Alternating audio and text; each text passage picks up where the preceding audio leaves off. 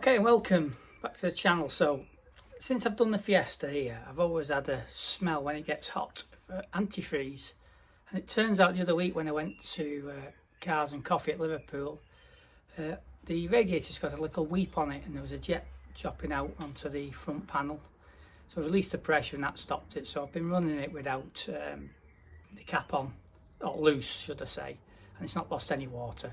So I decided I shall buy a replacement radiator, and these are harder to get than what you think. The standard ones is a plastic tank, so I've copped for an aluminium one, black aluminium one, an Airtec one, and I got this from K's Motorsport. I ordered it yesterday before lunch, Friday the 17th, and it arrived before 12 o'clock today, Saturday the 18th. It's unbelievable service that.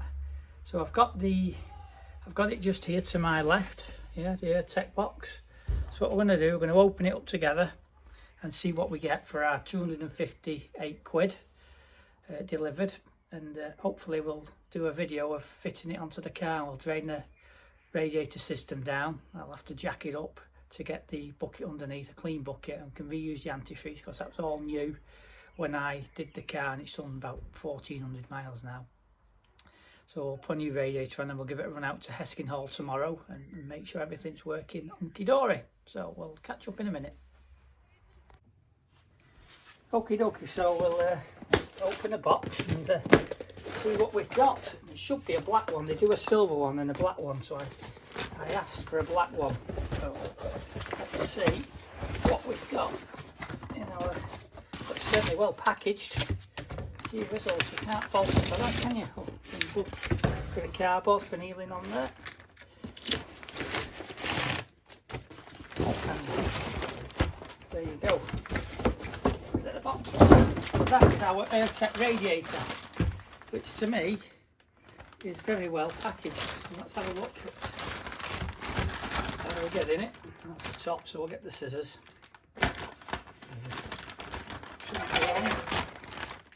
Now this is supposed to be a direct replacement, put your old fan on and everything. So first impressions, looks very nice. All aluminium welded, proper brackets, all black, so it'll blend in lovely.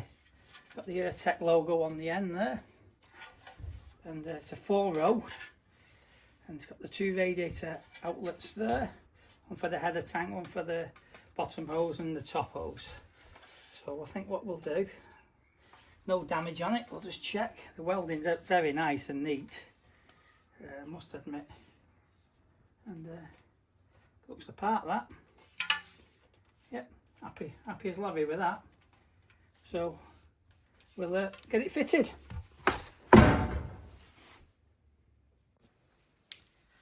Okay, so the first protocol, we're going to get the air filter off. That gives a bit more access. So we pull that lever hose out there, and I've got a clip here which holds the plug lead, so we'll just clip that off, and then we've got the 3 screws which hold it on. So we'll just release these.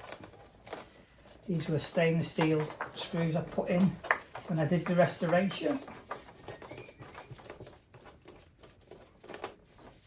and got a couple of bosses missing, so I had to make some bosses, so we'll have to get them out gently so we don't drop them in.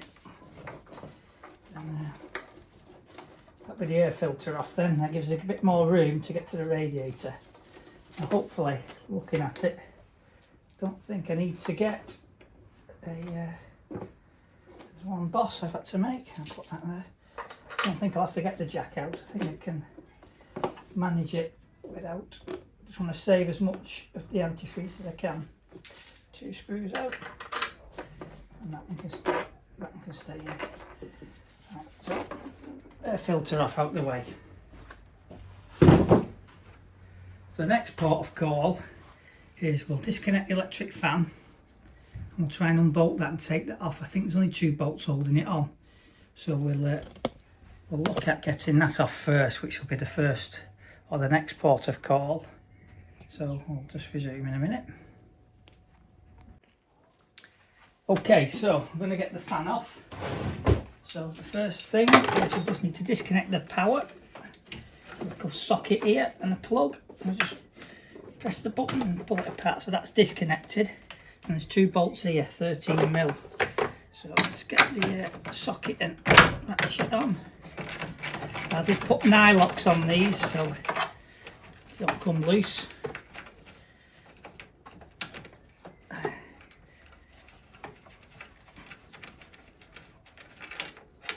Just one off. Put the nuts and that. Put that on the floor. We don't lose it. And we'll do the next one.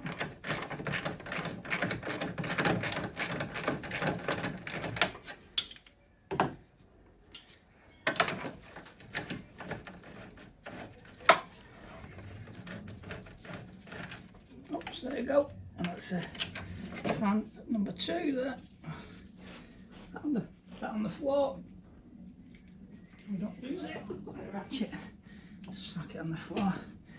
And that's it. Oh, little wire there. That's our fan off. So we'll give that a bit of a clean because it's got a bit dirty. So there's the first job done. So the next job is we've got to release this hose pipe and 2 hoses down there, and then there's a bolt here and a bolt here. Radiator will lean forward and lift out.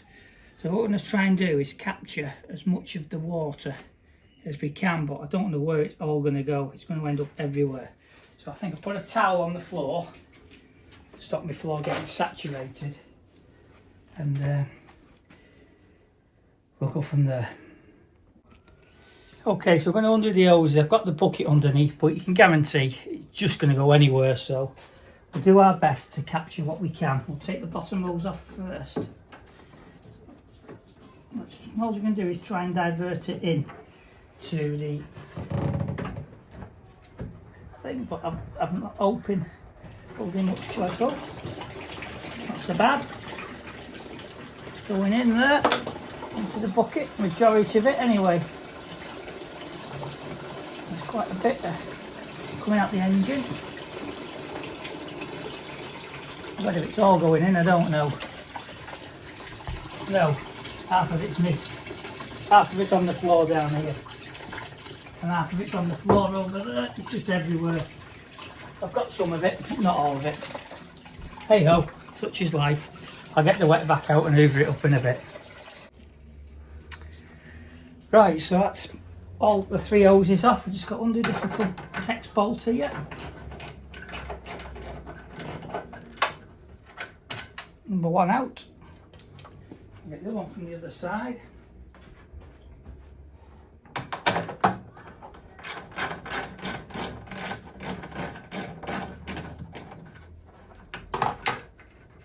Number 2 out. I'll put that in there. In theory now, this radiator should just lift out. There you go. Easy peasy.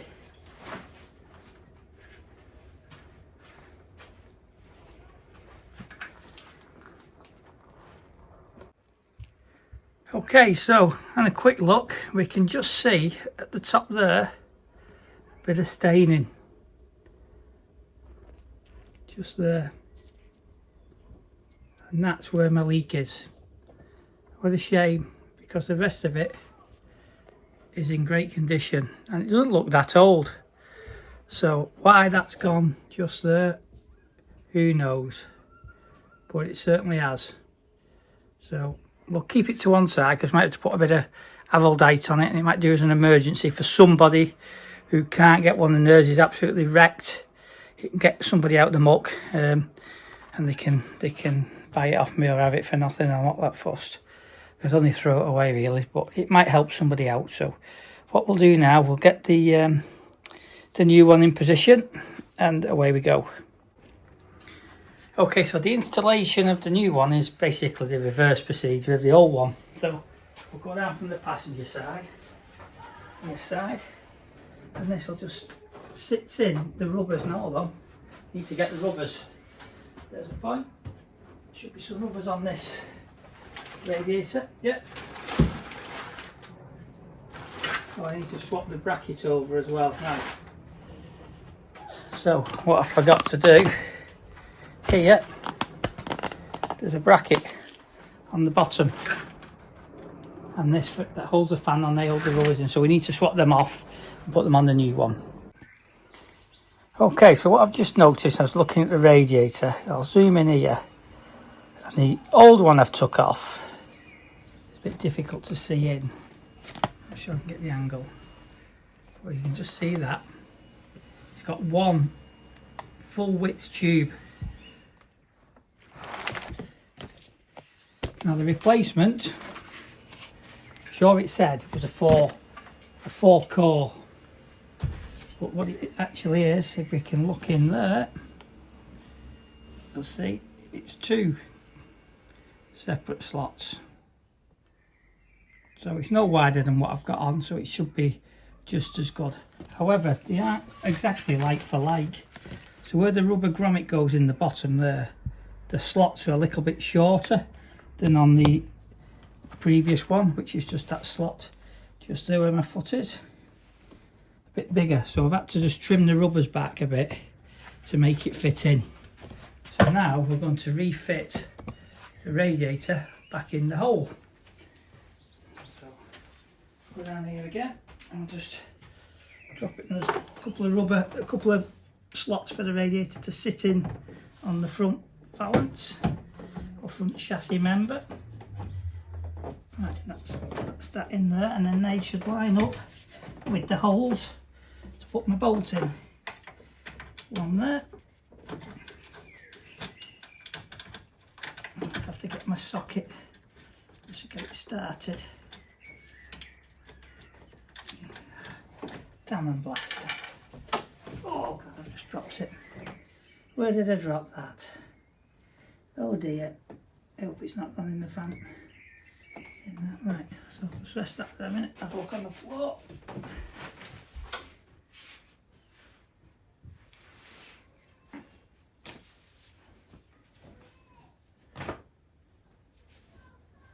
Right, oh, there it is on the carpet. Right, so, retrieved. We'll have another do. Put that in there. Oh, dear. There we go. That's one started. No, not quite.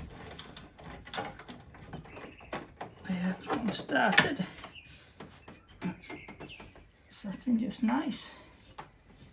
We'll do the other side, and then we'll get the ratchet on. Move it along that way a bit.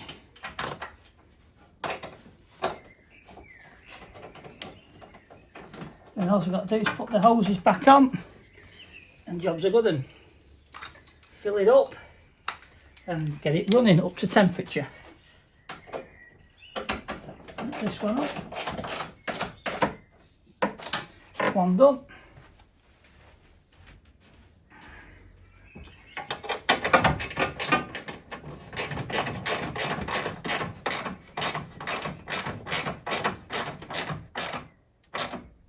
Two done, and that's it secured. So next port, oh gee whistles, top hose on. These feel a bit smaller, these connections. So let's get my screwdriver and get the hoses on. And hopefully, oops, with the spillage, we'll not have any leaks.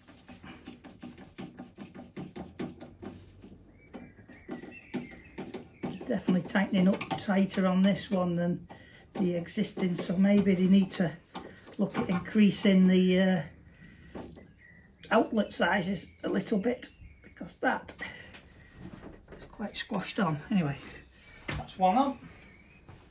Got the two down here to do, and then jobs are good. And so put the bottom hose on first. Get that up with the screwdriver.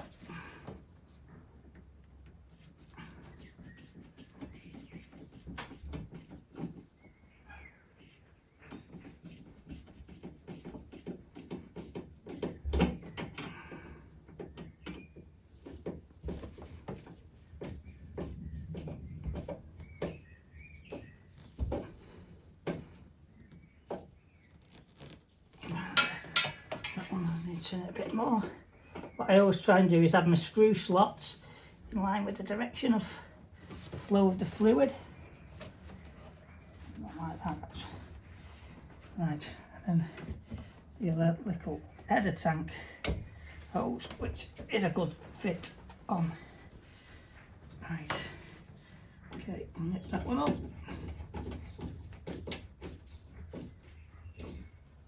Right, so hoses are all back on. Now all we've got to do now is put the fan back in. So we'll get the fan.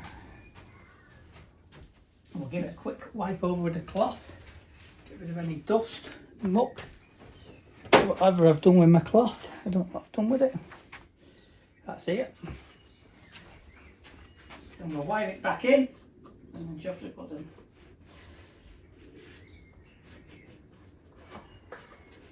It's not really that dirty, it's just easier to... Right, so this goes in the bottom. There's a little bracket at the bottom which it sits in, which is what we swapped over on the radiator, and then the two holes don't line up.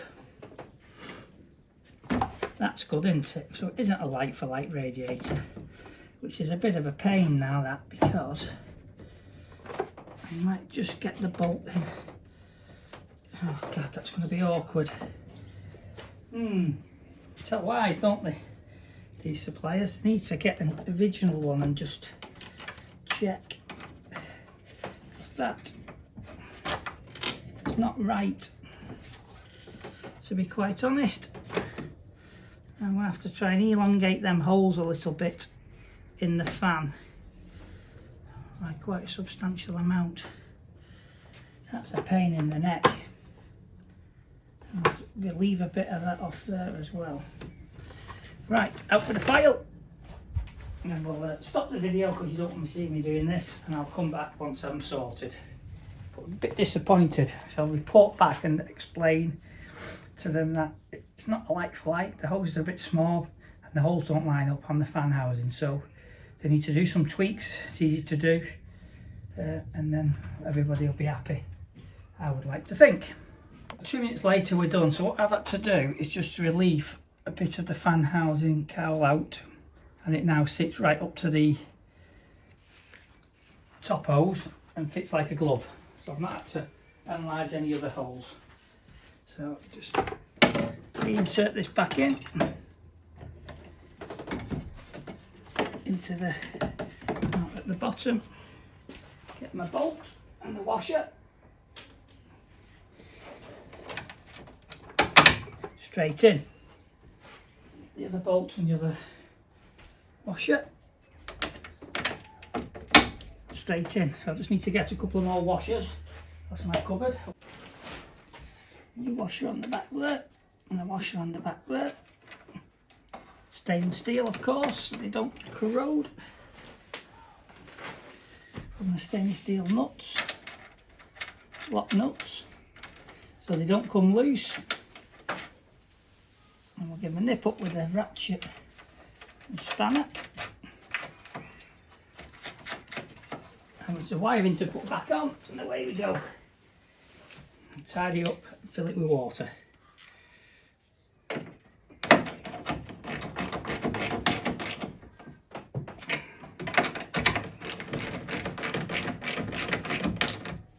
Right, so we're all done there. Just got this little plug to put back together for the fan. Push it together like so. Hook it back in its little holder like so. And jobs are good. Hook that wire there as well. So we're all happy. There's Larry. So all we've got to do now is give it a quick wipe down, bit of water back in it, and we'll get it up and running. We'll come back in a minute. Okay, so I'm going to top up the fluid. So I've got a mixed bottle here. So this is what I've just took out. I'm going to pour it back into the car, and we'll top it up with some neat antifreeze.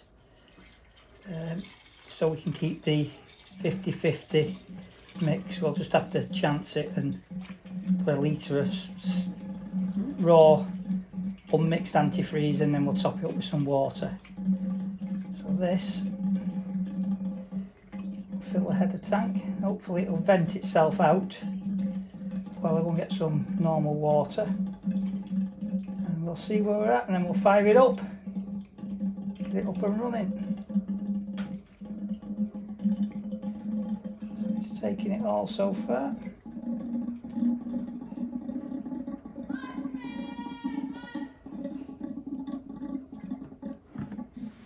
So I'll let that settle down and see where we're at. Okay, so it swallowed all that water. So what I'm going to do, I've got a little bit of neat antifreeze left, so I'm just going to top it up with that, and then we'll top it up with normal water, and it should be plenty mix there, 50-50, and if it's not, it's tough. However, said that, there's plenty of antifreeze in, so we are in summer. I'll get my antifreeze checker out once we've run it round, which I've got here, and it'll tell me what we're good to go to from a level of freezing. Here's my antifreeze checker. I've had for many years. It's a snap-on one. I had it when I was in the garage over 30 years ago, and I took a picture because what happens as you suck up with this tube here, which I've had to replace by the way because it had rotted, as these levels rise, however many rise, the more that rise, I think it's the weaker. I might be wrong, I'd have to just check on my photograph. What basically tells you on here it's worn away, a reading of the minus temperature your car's okay to run at. So I'll dig the photograph out my phone, and then we'll do it once we've run it up and got it flowing round. We'll do a quick check. All you do is just put it in there, squeeze a bit up, away it goes. See how many rises, and then we know where we're at from a frost protection point of view. So I'll just nip and get some water, and we'll top up the header tank, and then we'll get the car running. Okay, so we've now got it running, and we're just going to leave it running for 5 to 7 minutes on the fast side up. And what that will do, will circulate the water around, hopefully the thermostat will open up, and the water level will drop. Keep topping it up, and then we'll do a test of the quantity of antifreeze we've got in. Okay, so we're up to temperature now. Had it revving and it's circulating through the header tank, so we're going to do a check now. Just had a quick look. If we've got one rising on our tube, it's -7. If we've got two rising, I think it's -14. So 3 rising and 4 rising. We've got 5 rising, we're -34. So let's just see what we've got. So squirt, that's that. Blow it in, nice and hot. Fills the thing. So we've got 2. We've got 3 rising, as you can see there, hopefully, in the. So we've got the. It's just dropped again now, slightly. So we'll do it again. Just had 3 up there then. So there you go. Got 3 rising, and yeah, definitely 3 rising. So we'll just get rid of that, and we can then see where we're at from a temperature point of view. Okay, so I just checked on the photo and we're okay to -23 degrees C. So I think that's more than enough antifreeze in this car. It will protect the block from corrosion, it will protect the head from corrosion, it will protect the radiator from corrosion, and it will stop it freezing. So I'm going to just reassemble the air filter back on, and we'll give it a quick spin. We'll go out and we'll probably do a quick video maybe of a quick spin around the streets just to make sure. The fan came in lovely, just under half. So I know I've got full circulation round, and fingers crossed with no leaks. So what we'll do, we'll just do a quick video in a minute when we're driving. Okay, so we went out for a spin last night in the car and the temperature come up to normal, the fan was operating correctly. So I think we're a success at radiator replacement there. So we're now off to Eskin Hall this morning. Weather is fantastic, it's like summer, which it should be, so hopefully it'll be a great turnout. And speak to you all soon.